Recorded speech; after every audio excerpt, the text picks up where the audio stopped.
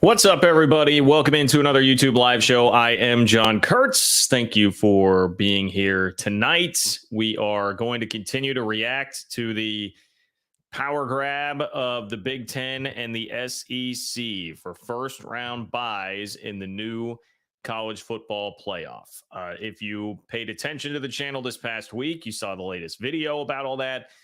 That came out after the last live show where the tone, I would actually say, was generally a little bit more positive for me, because seeing that the 3-3-2-2-1 format for the college football playoff had really gained some steam was frankly better for the Big 12 and the ACC and equity of the sport in general. So I had been feeling a little bit better about it. But unfortunately, now we're getting all the stories coming out, and frankly, a lot of people from all corners of the college football world kind of ripping the SEC and the Big Ten for the fact that in this format, they are asking for automatic buys, and that the fact that 14 was being pushed was actually an indicator that they wanted to get automatic buys so that their championship games could retain basically competitive stakes that would keep everybody interested and be able to maintain the game, which makes a lot of money for the conference, among other things, because I think another aspect of this could be it's a subtle little nudge to try and get Notre Dame to join a conference. Notre Dame would be shut out from ever having a bye in the college football playoff in this format. But a lot of people are really seeing this for what it is. I mean, just a pretty gross money and power grab. And look, I'm not naive to the fact that they have all of the power in the college football world right now, but it feels like we are really accelerating the rate of descent into college athletics, just kind of, I don't know if immediately being ruined, but we're pushing further and further down the road of diminishing returns for even the big boys on the long-term future of this sport with what is happening here. And it got pretty widely panned, man. I mean, there were a lot of people that in the days following that announcement midweek, or at least that story leaking, it wasn't an announcement, but following the story leaking and getting out there last week, there have been a lot of people criticizing this. And so basically the aim today is going to be to build off of the last video that I gave you, which was not live. And I'm just going to read you some of the reaction of people across the country and national college football folks on what is happening here. I mean, the general consensus seems to be,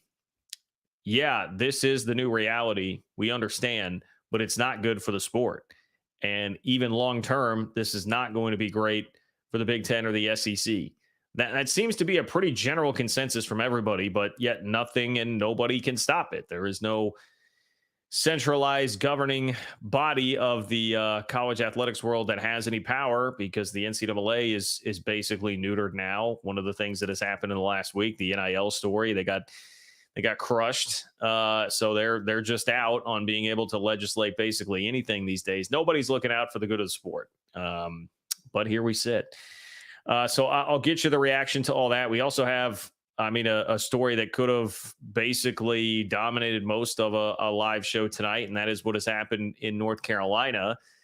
We've talked about this a couple of weeks ago, that it was coming up and that it was likely going to pass, but it is now official. Like, the UNC board has in essence, the power to dictate if somebody can leave, be it North Carolina or NC State. I mean, theoretically, anybody else in the state, in their system, but particularly of interest, obviously, here is North Carolina, which is viewed as a pretty big conference realignment prize. North Carolina would have to get approval from the president, get approval from the board, and submit a financial plan if they are going to leave. And there is an interesting tie-in here with some NC State power that is on the board there. And I mean, it's a smart move by NC State if you can do it, if it'll actually work out to where you could either maybe have a better shot to go to the SEC as a package deal, say, hey, SEC, if you really want North Carolina, you're going to have to take NC State along. Or I suppose maintain status quo in the ACC for a little bit longer, but that still seems to me to be such an unrealistic idea at this stage in the game with where Florida State is at on everything. So I don't know, but that's a pretty big story. And there's some really good analysis from Andrew Carter, who's a reporter for the Charlotte News Observer, that I want to get to as well. He was the one that reported on the story, so we're going to read his report, but he also did kind of like an analysis piece side by side there. So we'll tackle that as well on the show today. Tennessee is apparently one of 11 SEC schools that has now done this. It got reported as like, hey, Tennessee is one of the first to do this. I think it's just that the reporting came out that Tennessee is one of the schools doing this, but they've already prepared a nonprofit to be able to pay players in anticipation of the NCAA getting its butt kicked once again and revenue sharing becoming a thing where they would have to pay the athletes a salary.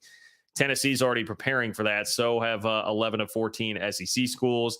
We got Jeremiah Donati talking about donor fatigue for NIL, which I think is a real issue and something that is probably going to start happening at schools across the country.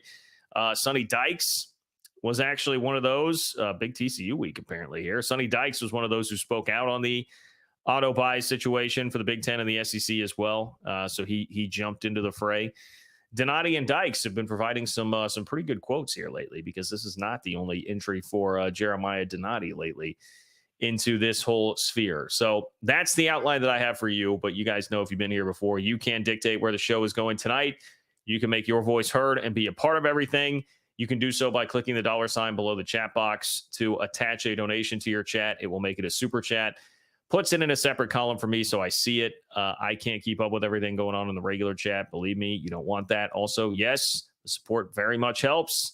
And I couldn't do it without all of your support, you guys who do submit those super chats. So I much appreciate that and look forward to chatting with some of you tonight.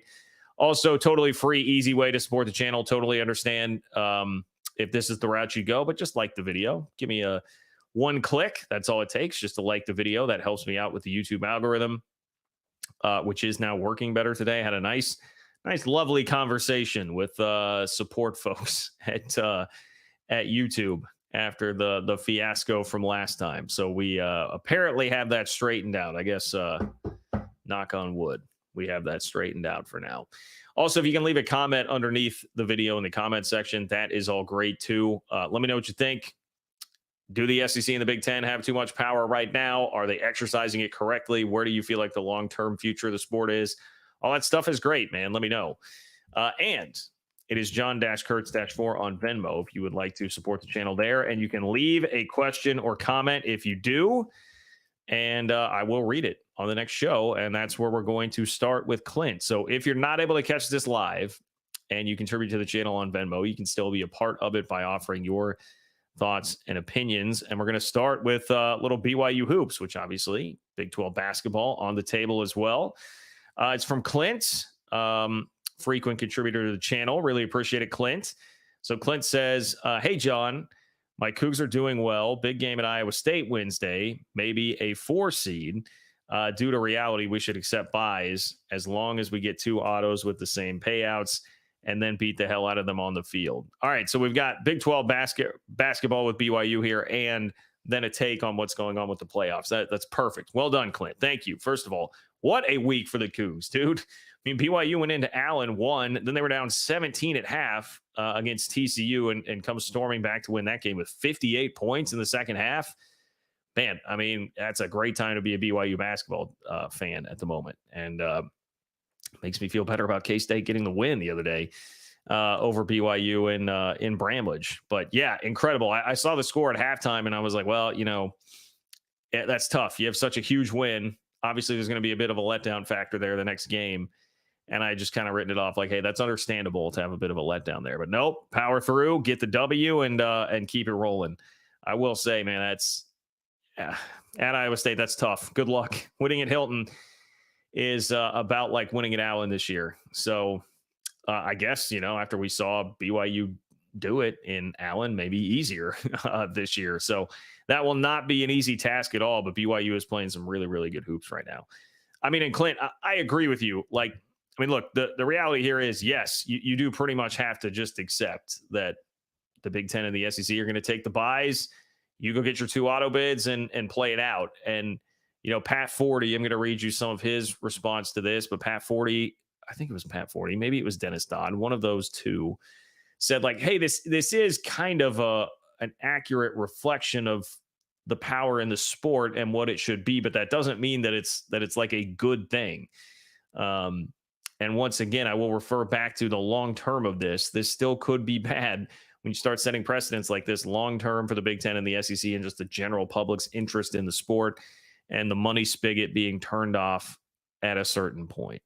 But it is what it is. And yes, I still think this is better than if it's going to be 4-4. If it were going to be like 4-4, 1-1, like, I mean, yeah, obviously this is a better situation than that. And this was a clear concession that has been made by the SEC and Big Ten because there was so much pushback to the 4. So as much as you can say, hey, the Big 12 and the ACC just kind of have to take it from the SEC and Big Ten, they did at least push back enough. And I suppose Group of 5 as well. They did push back enough to the like 4 auto bids thing and being like, okay, no. We're not going to do that. But, you know, I do agree with you. And yeah, look, it would be great to beat the hell out of them on the field. We know that the Big 12 can beat the hell out of the Big 10 on the field at the highest level. See TCU and Michigan. But unfortunately, that did not work out so well against the SEC afterward. And even if you want to refer to Cincinnati in the college football playoff in 2021, losing to Alabama, I mean, there's that too, that did not work out so well. So it's a tougher task right now to compete with the SEC for sure, for the schools in the Big 12. But hey, if you can go out and do it, start chipping away at that perception a little bit, it would be wonderful. Anyway, Clint, I appreciate it. Thank you for your support of the channel, my friend. And anybody else can join Clint, John-Kurtz-4 on Venmo in order to do that. Robert, what's up, Robert? Thank you for being here. Robert says, congrats on 20K. And thank you. Yes, I should give a nice, heartfelt thank you to everybody out there who does subscribe. Did hit the 20,000 subscriber mark since the last show. I'm immensely grateful, immensely appreciative to all of you who have done that. It's been such a blessing for me to be able to have this outlet after leaving a full-time career in the broadcast industry after a decade, and to have a bigger platform now than I ever did in those days when I was doing this full-time. It's crazy how life works. And I appreciate all of you immensely for allowing me that and for watching the videos and being here in the live shows. It was a cool moment. You know, that was just a milestone that gave me a moment to kind of pause and reflect on this. Never expected this to happen when I was just a guy doing a radio show. And it's been awesome. So thank you sincerely to everybody who has helped support along the way. What happened to the old logo? I got a new one. I was growing tired of the old one. Had grown to the point where I just was not crazy about it, and had somebody offer to help me out with a new one. So I got a new one. Doesn't have to be permanent either, but I was, getting a little tired of looking at my face. I know we were rolling with the jawline thing.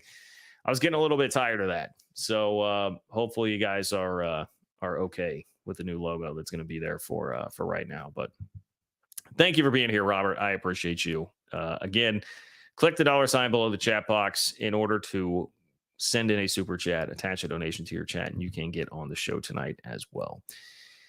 Let me start here with a little Andy Staples. Okay, Andy Staples from On3 was one that pretty strongly spoke out against the Big Ten and the SEC, trying to grab an auto buy for each of their conference champions. I guess if you did miss that story, I already referenced the format there, 3-3, 2-2-1. It would be 3 auto bids for the Big Ten, 3 for the SEC, 2 for the Big 12, 2 for the ACC, and 1 for the Group of 5, 3 at-larges. If Notre Dame is in the top 14 of the playoff rankings, they would automatically get one of those at-large spots. And then the Big 10 in the SEC want their champion to get an automatic bye. That is the model that seems to be generating the most discussion right now that is on the table. So Andy Staples says, quote, let's talk about something that has been proposed for the college football playoff. Could the Big Ten and SEC get guaranteed buys in a 14-team playoff? That is part of the most recent model being socialized, is the word they use. Ross Dellinger from Yahoo reported it yesterday. Remember last week when the 14-team talk came up, and I said the only reason they're doing 14 is so the Big Ten and SEC can protect their championship games by having some stakes so that there can be 2 buys and their champs can get those 2 buys. That's the only reason. Yeah, it's pretty easy to see. I mean, that is it. That's why this is not just a power grab, but a money grab.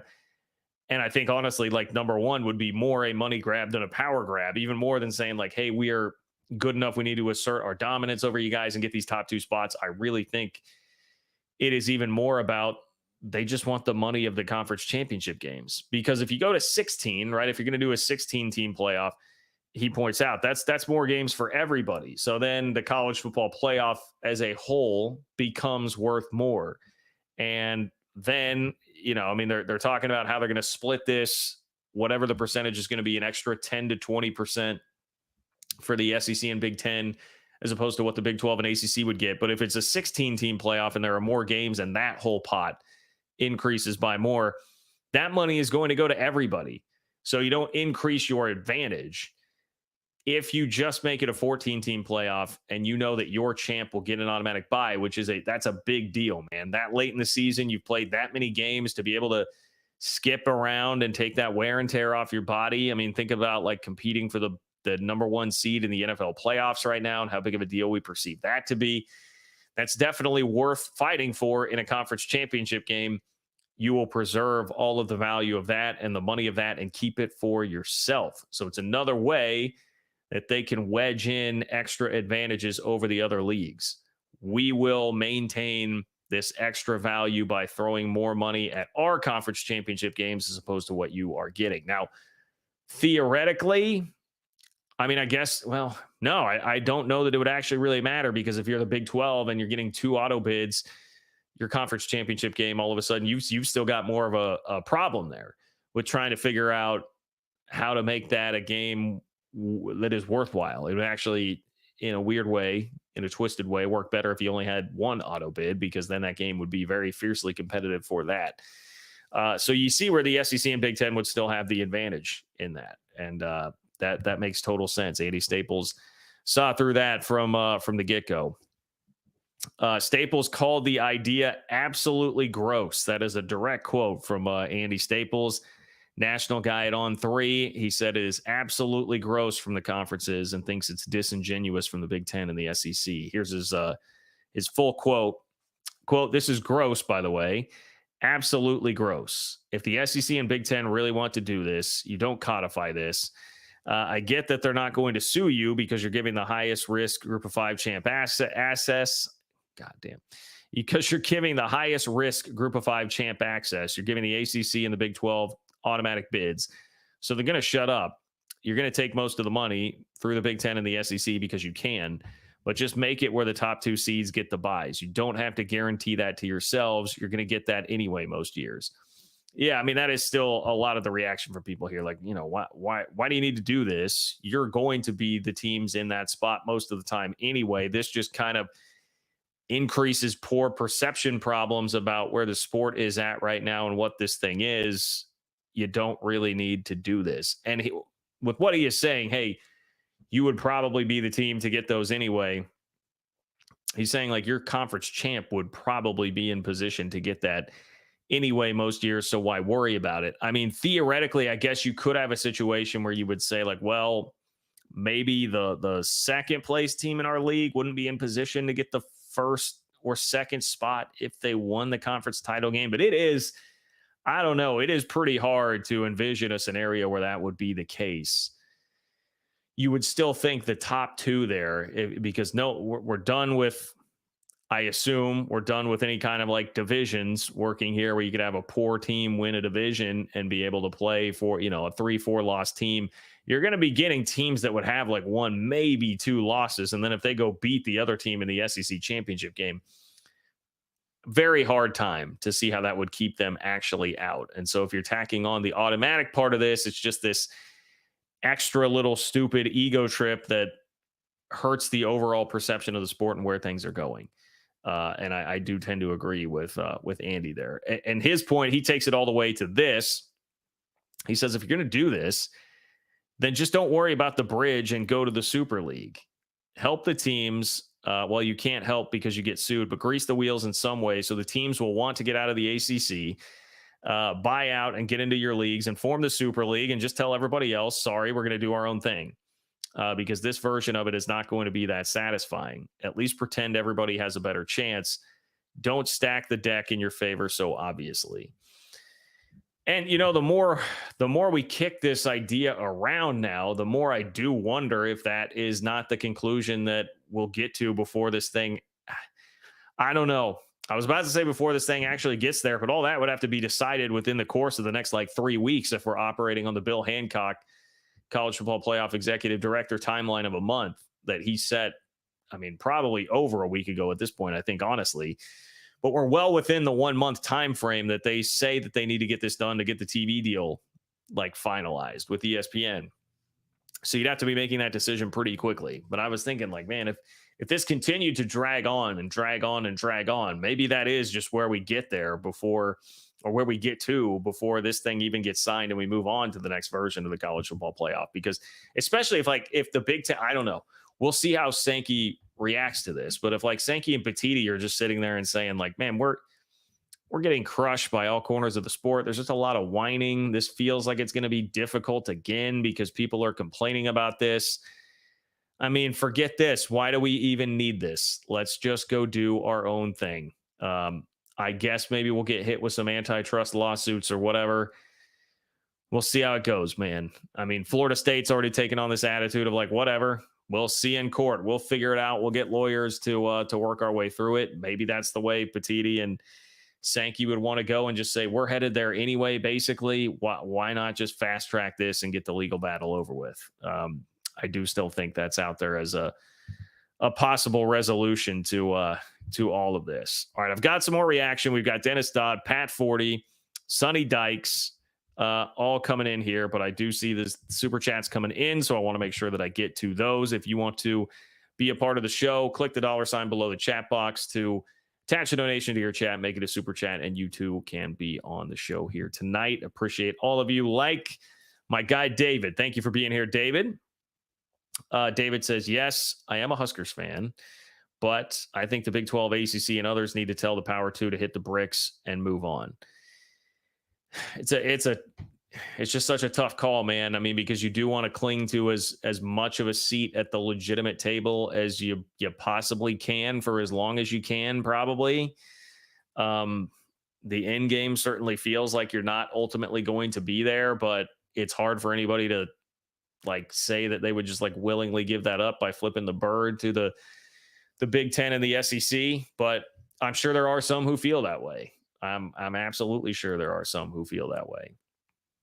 And yeah, I mean, Nebraska's got to feel pretty fortunate in some ways that they got into the Big Ten when they did and are on the correct side of all of this, but it has not worked out very well competitively. You know, I mean, I think about that a lot as a guy who's sitting here like in Big 12 country in Kansas City. And I think about like Mizzou. Now, Mizzou has had highs in 2013 and 2014 when they made the SEC title game, a high this past year, but kind of a barren wasteland in between. Has it been worth it for them, at least just from how much they enjoy watching their team and what it's been like in the SEC?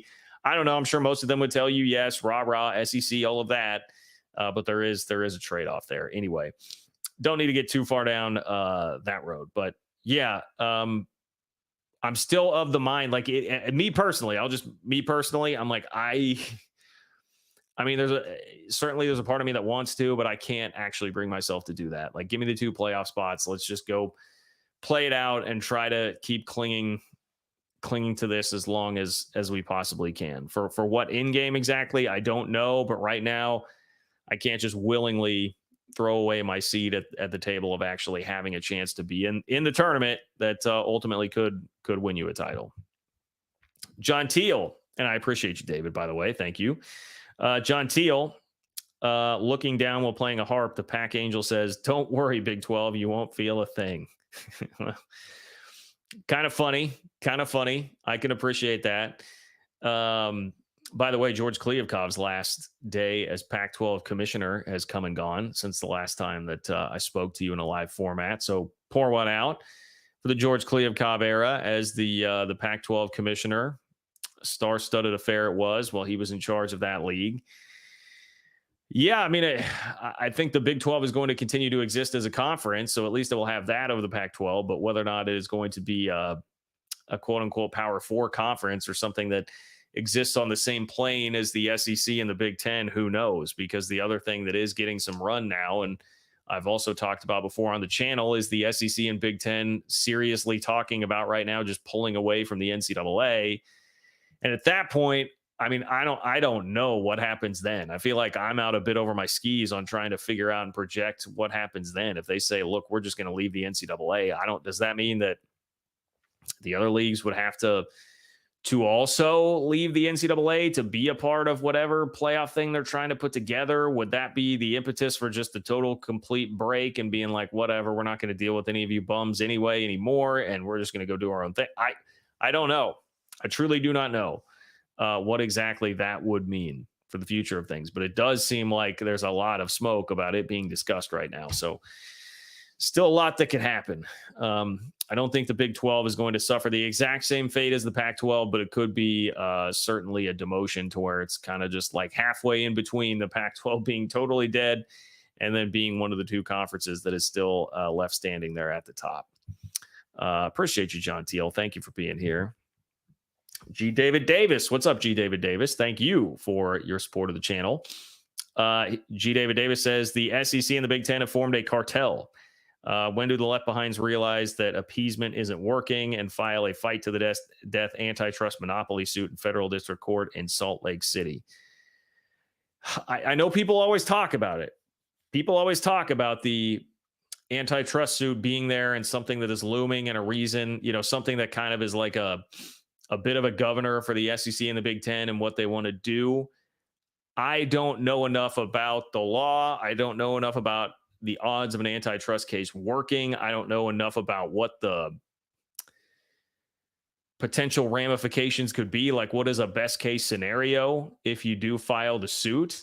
This is where I would need actually a suit to tell me more about that and how exactly that could work. So, like, could that come someday? I suppose. But I get what you're saying. Like, I mean, this feels a lot like, talk about like the mob coming around and taking a tax from everybody. Like, you're living in that area. They're going to come knock on your door. You're going to have to pay them whatever it is that they're requesting, or else see ya. And, you can either just keep doing the appeasement thing, or I guess try to like really legitimately fight back. I feel like that's a bit what this is like right now. Hey, you can still exist in this world, but you're going to pay us. Like, you're going to offer this little bit of tax to us. So on one level, on the principle of that, I can't disagree too much, but I don't know how feasible they feel like that actually is, or what the odds would be of winning something like that. I don't know. I'd be extremely curious about how it would all work out if we do get there someday. So we shall see. We shall see. But it's a good point, G. David Davis. I appreciate you bringing that up and raising it, and I definitely appreciate your support of the channel, my friend. Thank you. Houston Cougars, Germany. What's up? Love checking in with Houston Cougars, Germany. Guten Morgen, Johan. Planned on flying to Houston for the Kansas game, but my appendix ruptured. Oh, man. Oh, that's brutal. So I ended up watching Houston, Oklahoma play-by-play from a hospital bed in Bad Kissingen. Go Cougs. Gah. Well, my man, please accept my deepest sympathies for a ruptured appendix, dude. That sounds painful as hell. So I am sorry about that. Houston, Oklahoma was pretty crazy, but Jamal Shed, man, saved the day. Saved the day for the Cougs there. That's another big time win.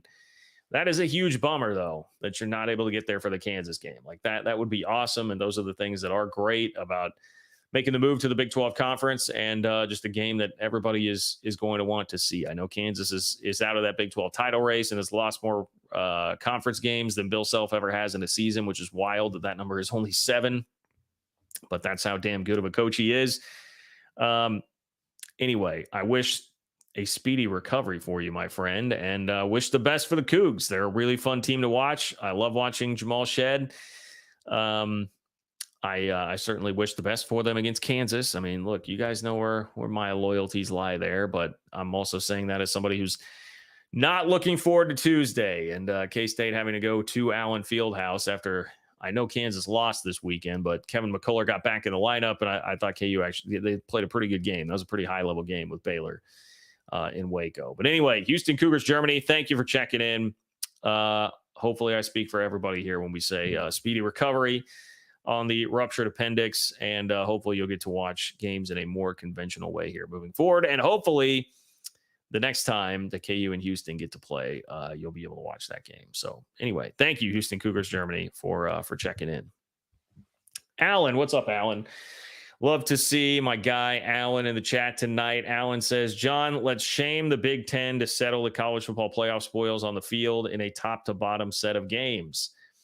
Yormark could issue a public challenge, which the Big 12 would win, at least give the Big 12 a PR win. Rock Chalk Jayhawk, Allen. Would this be, okay, so college football playoff to settle the college football playoff spoils on the field in a top to bottom set of games? All right, so you're talking like, hey, this is like the Big 10 SEC or the Big 12 SEC challenge sort of thing, right? In basketball, you just match everybody up against somebody else from the other side, declare the winner who wins all of those games. I mean, look, I love the idea in theory, because especially if it's the Big 10, I think you would definitely have more than a puncher's chance there. You guys know how I feel about the Big 10 outside of Ohio State and Michigan. I mean, that would be very much there for the taking for the Big 12. And even with Michigan, we saw TCU a couple of years ago get them on the biggest stage in the playoff. But look, I mean, the problem obviously is that there's just no reason for the Big 10 to ever entertain anything like that or actually do it, because they do have the power. They don't have to, basically don't have to do anything. They can't be bullied into much of anything right now because of how much power they have in the sport. But yeah, I mean, I would love to see a Big 10, Big 12 challenge. Maybe you could do something like that in non-con, start to build up a little. Yeah, maybe that's a little bit more palatable for the Big 10 to actually do. Although they would risk taking a PR hit there if they're going to be losing all of those games. But anyway, appreciate you, Alan. Thank you for checking in. No mention of the game on Tuesday, which is nice. I feel like it's very kind of you, Alan, because Kansas with revenge on their mind from losing in Manhattan and now starting to play better and getting McCullough back after, Bill Self was like pulling the wool over all of our eyes, I feel like. And I know he was probably actually like challenging Kevin McCullough. But this whole, well, we don't know if we'll get Kevin McCullough back for the entire rest of the regular season. It'd be nice to have him for the postseason. I don't know if he's going to play. And then, half a week later, it's like, oh, well, by the way, he's back. And, back just in time to go out and play K-State. So anyway, appreciate you, Alan. And thank you for your support of the channel as always. David, what's up, David? David checking back in. He says, I just think with the conference payouts and college football playoff income, the Power 2 will be paying players so much that other conferences will be regulated to have been unless they break away and play with like peers. Yeah, I mean, fair enough. But you're kind of what you were saying, because I'm going to go back to David's first comment here. He's saying they need to just tell the Power 2 to hit the bricks and move on. You're basically just saying, like, why delay the inevitable, right? Why delay the inevitable that when the NCAA continues to lose lawsuits and it turns out that you're going to have to revenue share with players and they'll be able to like collectively bargain and unionize and all these things, that you're going to be hurt because all these other schools are going to have so much more money to be able to just give to them directly. There are a lot. This is so layered because one of the things that I pulled for today was Jeremiah Donati talking about the AD at TCU, talking about how much donor fatigue there is for NIL right now. And especially if schools start paying all this money and then they're not seeing the results that they want to, you're going to really get donor fatigue on the NIL front. And so like schools are going to, and even the big boys, I'm sure, are dealing with this and seeing this. If you can bring it back in house and be like, all right, well, we'll just share some of the revenue with you and pay you that way and do that thing.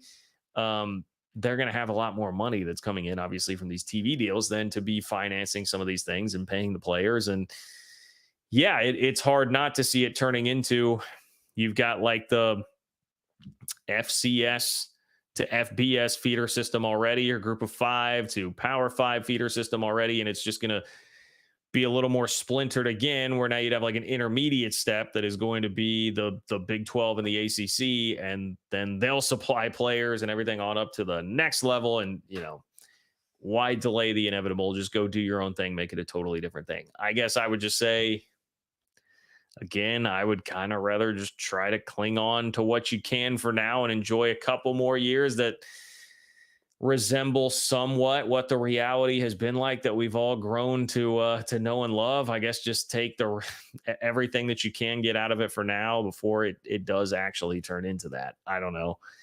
There's not really a great answer either way, but that's just kind of the way that I feel right now. I'd have a hard time being like I'm just gonna speed up the clock on all of this because I don't think anything changes. Like if you're saying break away and play with like peers, like that's all well and good, but you're still going to. It's not like the Big Ten and the SEC will stop looking at your games and evaluating the players who are doing well there and giving them a bunch of money to come jump up and play in the next league. Like it'll still kind of feel like that.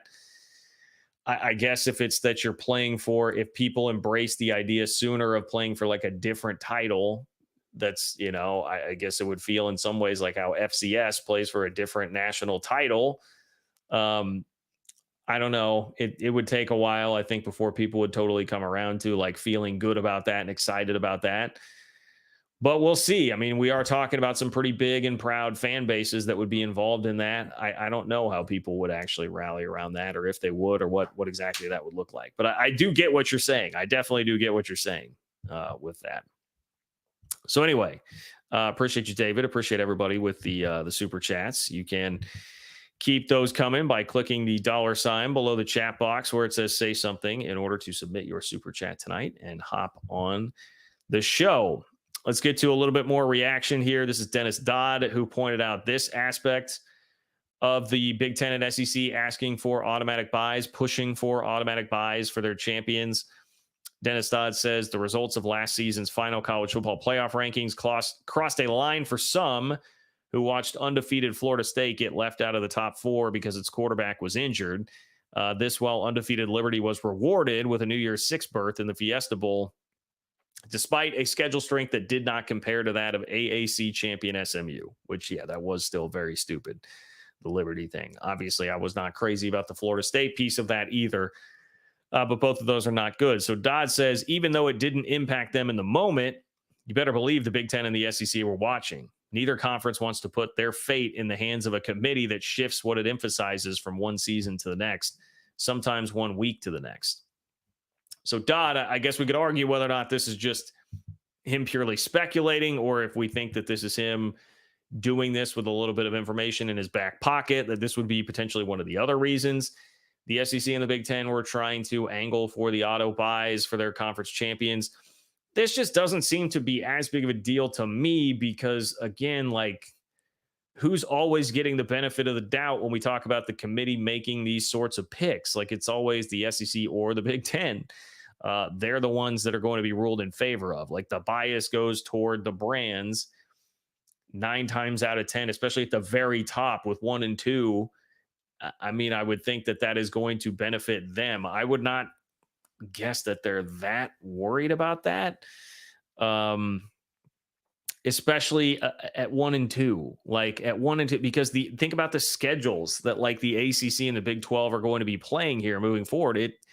It's not going to have nearly the juice that the SEC and Big 10 schedules are going to have. So I just have a very hard time seeing any committee that behaves in any way like the committees that we have had since the playoff began and we started doing it this way, actually like coming down on the SEC and the Big Ten with that, like their judgment hurting those leagues. I've got a very hard time seeing that, but hey, I don't know. Perhaps I guess there is something to that. That felt a little bit weaker to me as far as some of their reasoning, but I'm sure it doesn't hurt. You are taking that totally out of the equation. Maybe it's a tiny little piece. Maybe a tiny little piece is hopefully putting a bit more pressure on Notre Dame by saying, hey, buddy, you're not ever going to have an automatic buy here. You won't ever get that competitive advantage unless you come join and win one of these conferences. Here's Pat 40. So Pat 40 was very much somebody who took shots at the Big Ten and the SEC for doing this.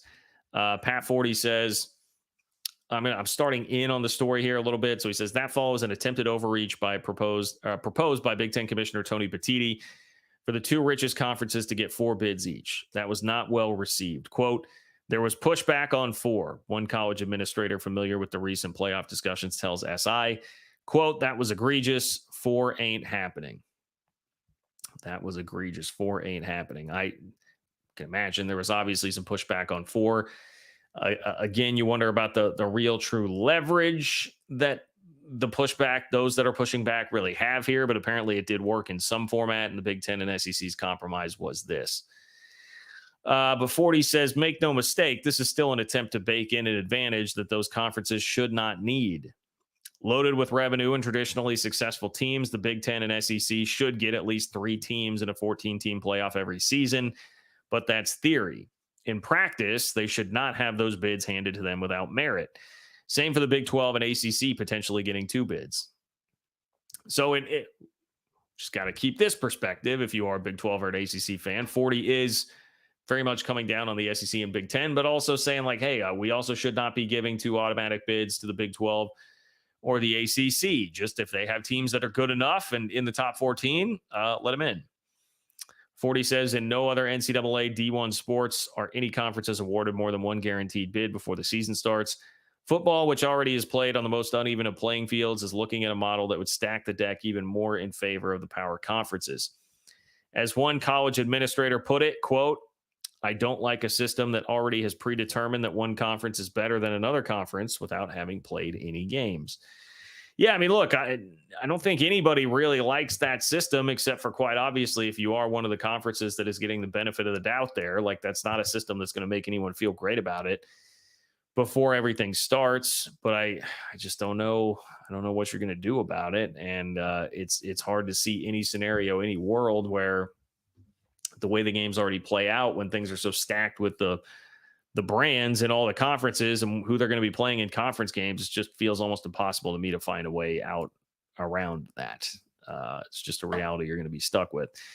He's got another quote from a college administrator who says, quote, I still believe in the concept of the greater good, the health of the entire enterprise. That's not where we are going at the moment, and perhaps has not been for a while. And while I believe that concept is the right way to operate, that approach in the long run is good even for the top dogs. A Darwinian approach is not going to enhance the enterprise. And yeah, we are very, very much in a Darwinian approach right now. Who has evolved to the top, just follow that. But this is where I totally agree. And I know a lot of people agree. And I know a lot of people would say, well, of course you agree. You're not one of the top 2 dogs right now. I would certainly like to think that even if I was, I would look at it and say, like, this is not great. Like, this is not the way to go in the long run for the enterprise. We've already killed and ruined a lot of the great things about college football. We got rid of an entire freaking conference that had been around forever. We're not going in a way that really respects and honors what has made this sport great for so long. And eventually this will become boring and stale, and you'll lose interest from large swaths of the country.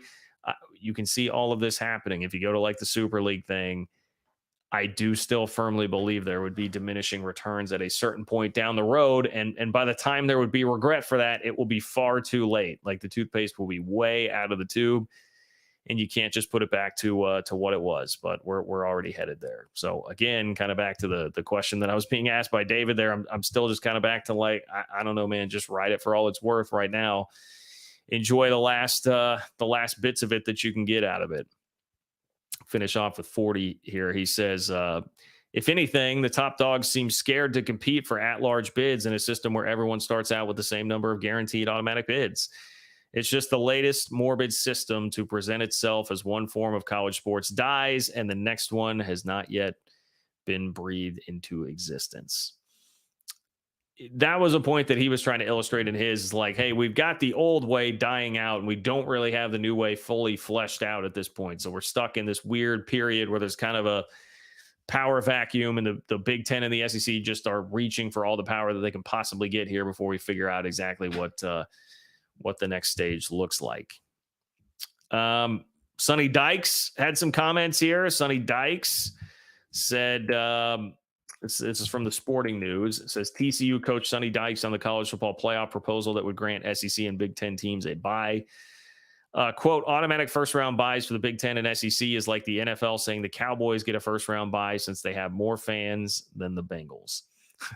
It's a pretty good quote. And in general, when we're talking about the brands and the brand power, he's not really wrong. It definitely works on that level. The problem, though, here is, like, I mean, the SEC and the Big Ten, particularly the SEC, they have been winning things, right? I mean, I guess I say particularly the SEC, the reigning national champion is from the Big Ten. My apologies, Big Ten. They have actually been winning things. The Dallas Cowboys have not been winning things, but there is some truth in what he is saying there. And I appreciate him saying it. I appreciate him speaking out. I appreciate people at least putting some voice to the frustration that everybody is feeling right now. I don't think it's actually going to change much or do anything. But the Big 12 for so long, it's the narrative was conference just very reactive, just rolls over and takes it. There's no fight. I think that notion has really changed lately with the Brett Yormark era of the conference. There is much more of that right now, and kind of indicative there of what Sonny Dykes said. All right, let's get to a couple other super chats here. If you want to be a part of the conversation tonight, click the $ below the chat box in order to do so. It will attach a donation to your chat and put it in a separate column for me, just like my guy, Jay Rodriguez. What's up, Jay Rodriguez? Thank you for being here. Jay Rodriguez says the top 16 should make the playoffs. Top 4 or so could get a bye. Thanks, John, and go Cougs. I mean, that's definitely along the lines of what Pat Forty is preaching and saying there. Like, give the top 16 teams all access to it. Don't give anybody anything automatically. This is where, as a Big 12 ACC fan, I'm like, again, you're putting Pat Forty Dennis Dodd was just talking about putting things in the hands of a committee. That feels a lot scarier when you are the Big 10 or the Big 12 or the ACC as opposed to the Big 10 or the SEC. Putting that in the hands of a committee that tends to follow the brands, be biased toward the brands, that's a tougher putt, man. That is a tougher putt if you are the Big 12. Ask Baylor and TCU from 2014 how exactly that worked out for them. It was not great. So I guess on one hand, I would be fine with that. If it's going to be 16, I would imagine a top 16. Most years, the Big 12 could probably get a team in there, but we also just kind of don't know how this is going to look, right? I mean, there still is the aspect of what's it going to look like without a Texas or an Oklahoma there to provide those games and those opportunities for victories for the other teams, and how will it work when you have all these brands concentrated in 2 conferences and they are going to beat up on each other? How much will that change things? We just don't know. And I am leery of as a Big 12 fan putting that in the hands of a committee. But look, I respect it. 16 to me makes more sense than 14.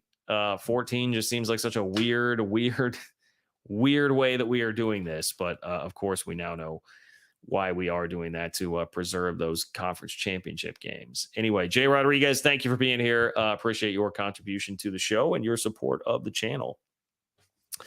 Hall of Fame college football with Jason and the coach. Thank you for checking in. I appreciate that. There should be no automatic qualifiers, period. None. All right. Very much in line with Jay Rodriguez. The SEC and Big Ten are flexing, but don't tell me a 3-loss Big 12 runner-up deserves an automatic bid either. Well, I get your perspective on that for sure. Yeah, I think if we're talking about like the number 3 team in the Big Ten, number 3 team in the SEC versus the number 2 team in the Big 12, there are probably a lot of people who would sit there and say, like, that team does not deserve to automatically be in the college football playoff. We're just kind of in a weird world where it's like the SEC and the Big Ten are trying to flex so much and grab that power that they're also having to make concessions while doing the flexing for power. And so, yeah, that would probably end up some years giving you a team in the playoff that probably doesn't have a ton of business there. I don't think it would be every year. I think some years you could have 2 Big 12 teams, 2 ACC teams that are legitimately deserving of being in there, but not every single year. So I wouldn't push back too hard on that. I wouldn't. I would just say that if we're operating under the system and the way the SEC and Big Ten were trying to negotiate by saying, well, we'll take 4 automatic qualifiers, then coming back with the counter of, no, how about we do 3 and 2? I'm certainly not going to begrudge the Big 12 for that. But yeah, I mean, look, I think you and Jay Rodriguez and a lot of people are kind of saying the same thing. Like, we're going to wind up with not the best playoff because we'll be letting in teams based on all these automatic qualifiers, 11 of the 14 spots being AQs, that we could be letting in a lot of teams that just are not going to provide us with the best playoff necessarily. Appreciate you though. Hall of Fame college football with Jason and the coach. David, what's going on? Oh, devoured. Okay. After all this time, thought you were just never going to tell me. Devoured. Too many Davids. Just showing support and shouting "Go Cyclones" on your channel.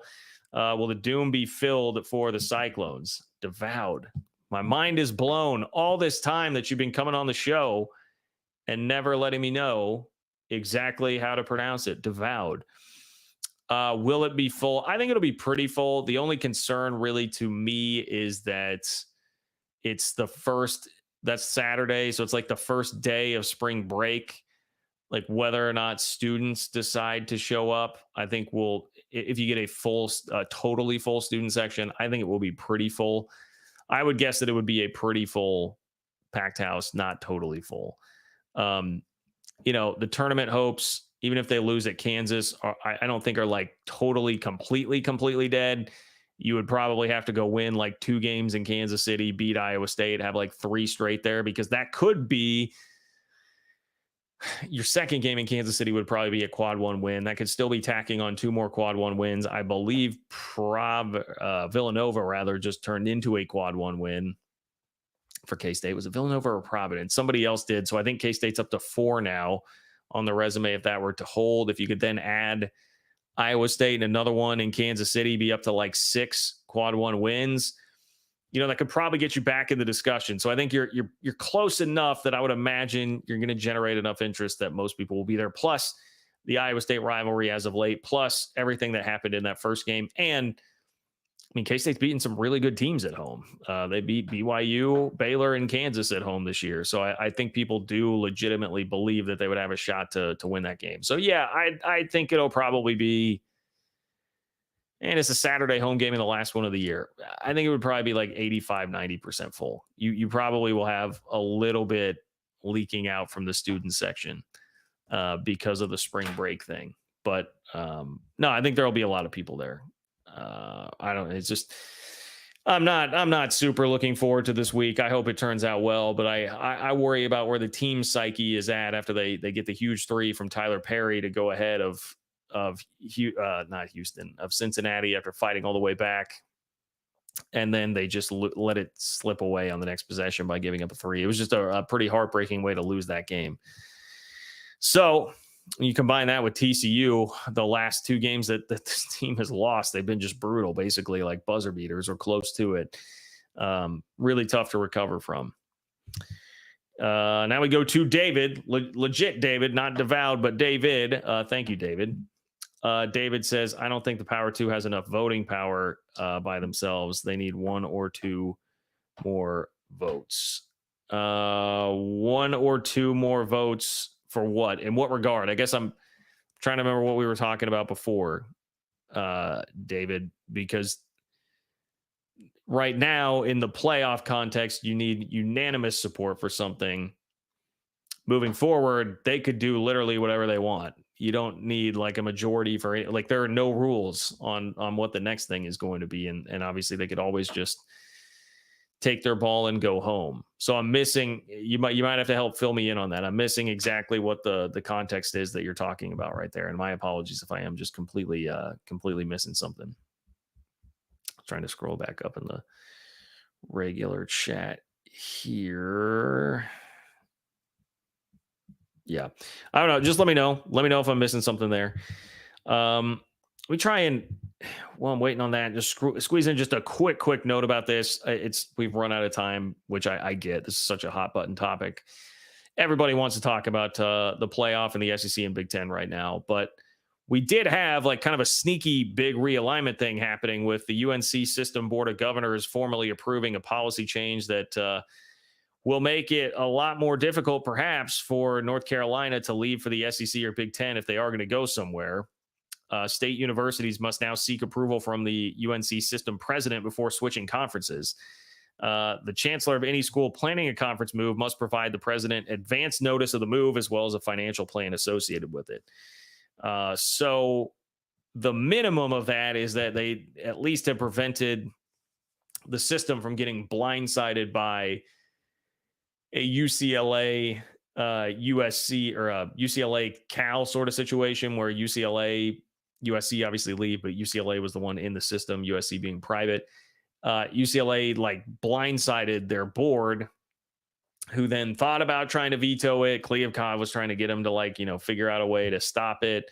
Then it kind of turned into the Cal tax where they're going to have to pay money to Cal in order to do so. They were not happy about just being totally blindsided by it. This would at minimum stop that, and at maximum could potentially, I guess, have them stop it and keep it from actually happening.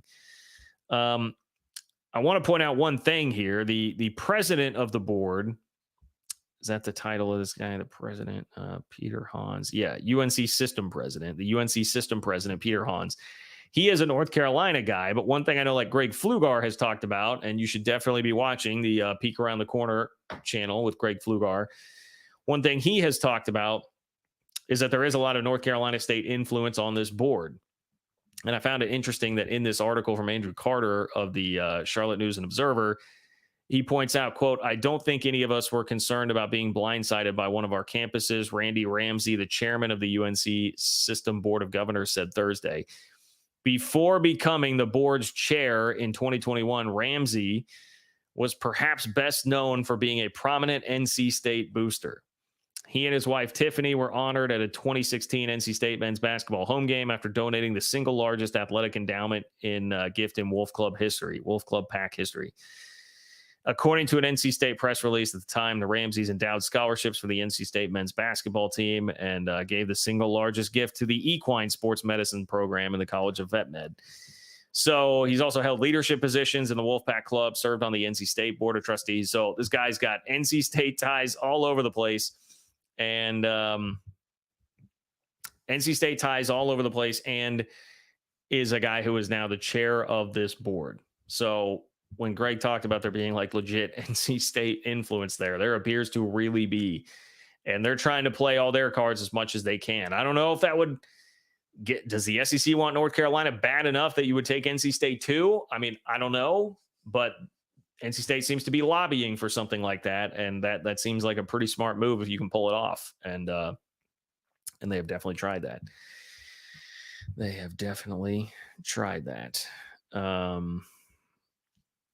Okay, we've got David popping back in. David, my understanding is, maybe I am wrong on this, I thought for 2026 and past, majority needed in voting in college football playoff structure and payouts. I mean, no, because there's no, like, the contract only runs through 2025. So to my knowledge, like, everything just kind of starts over right now, and everybody has to. Let me look into that. Maybe there is, but the whole idea here has been they could just drop it and go do their own thing if they want to. So ultimately they have the leverage. I guess that could still mean that they would have to have that majority to actually vote something through, and they could just say, well, screw it, we'll just leave. So anyway, I will try to look into that. Maybe you are correct. I think the bottom line is it wouldn't really matter, because you couldn't, even if you had that and you had to get a certain amount of a voting block together to make it happen, if you were really trying to push through something that the SEC and the Big Ten do not want, they can just leave. So it's hard to see really, really getting something through that you might want there. But yeah, you may be correct on that. I'll have to go do a little bit of digging on it. But hey, thank you, David. Appreciate you tonight and weighing in the way that you have. Cat fan in Huskerland, aka Daniel Osborne. What's up, Daniel? Thank you for being here. Daniel says, best of luck to K-State. Go Cats. Thank you, Daniel. Definitely need it this week. Everybody, if you could please give some well wishes to the Cats this week at Kansas, Iowa State on Saturday. That would be great. And I know that everybody is down for that, right? Everybody is absolutely down for that to help join in that. It's been a little bit rough. Here as of late. Okay. I think that's going to do it for me. I think I am going to go ahead and head out. I will get you a separate video on the NC State stuff and everything that's going on. I'm sorry, man. I'm like sweating. It's hot in here. I was cooking food, like meal prepping all day today, and the oven is just like heated up the house. I feel like I've been sweating this entire time I've been doing this. But yes, I will try to get you a standalone video on everything happening with NC State and North Carolina, because there was a lot of really good analysis I thought there from Andrew on that front. So we'll make sure to do that and keep in touch with you guys. Next live show coming up should be on Wednesday. I believe my schedule will be conducive for that. So I appreciate it. Man, these things are just killing me here at the end as we get some buzzer beaters in. I see Justin wanting to talk some Selton Miguel. Justin, I believe you were here the other day when I shouted out Selton Miguel. Justin says, how about Selton Miguel? And let me pop it up on screen here. How about Selton Miguel and USF 15-1 AAC champs?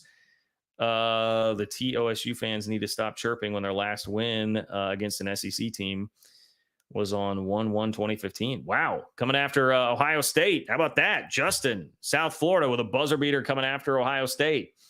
Appreciate that one, man. And yeah, dude, shout out to Selton Miguel. All good things from my end on Selton Miguel. I've got no issues with him. He was kind of stuck at the end of the Bruce Weber era when there were a lot of big picture problems going on there, and it was just getting kind of stale. So I'm happy to see him having success, man. I really am. Michael, Big Ten and SEC suck. KTP fund, hashtag go Cougs. Love that. You know, if you can't get any real power here, you can't get a buy, just come in and take a pot shot at the end of the show. Love it, Michael. Thank you for that. Thank you, everybody, for being here. Tell your friends about the channel. Let's continue to grow this thing. Like the video on the way out the door. That is always great. Appreciate those of you who do that. Let me know what you think of all this in the comment section. You want to tell the Big Ten and the SEC they suck? Do it in the comment section below the video. That would also be great. Thank you, everybody, for being here. Take care, and I will talk to you soon.